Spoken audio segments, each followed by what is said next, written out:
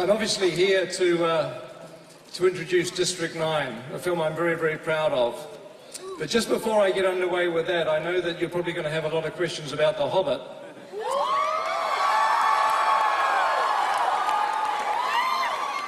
Like, you're probably going to want to know that, you know, Bilbo Baggins is going to be played by...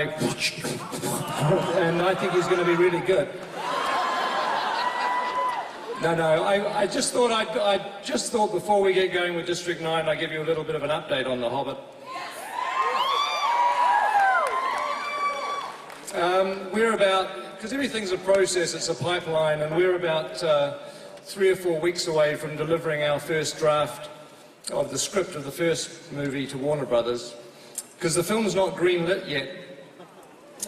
You know, we have to submit a script, the studio have to read the script and like it, and then once we have a script, we can then do a budget, and we have to figure out how much the films are going to cost, and the studio have to then agree and greenlight the movies. So there's a process that we haven't really even got to the point that we're greenlit yet. So if any of you want to see The Hobbit, you know, you could drop Warner Brothers a line and encourage them to be kind to us.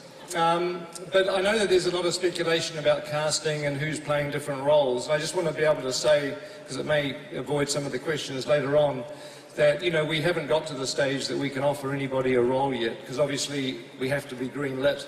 We have to have the authority to be able to make offers to actors. We have to be able to give them a schedule of when we want them to work and how long they need to work for.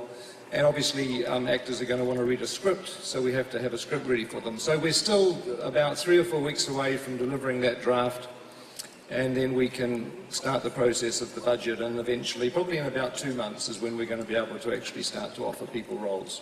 So despite everything you might have read and all the gossip and everything else, they literally, honestly, have not offered anybody a role in the film at this stage. We are doing 2 movies, though, just to clarify that The Hobbit, because one of the things which is interesting is, as you know, obviously Tolkien wrote The Hobbit first in 1936, and then about 20 years later he published Lord of the Rings, and he had expanded and developed the world of Middle-earth way bigger and larger and more detailed than he knew about when he wrote The Hobbit.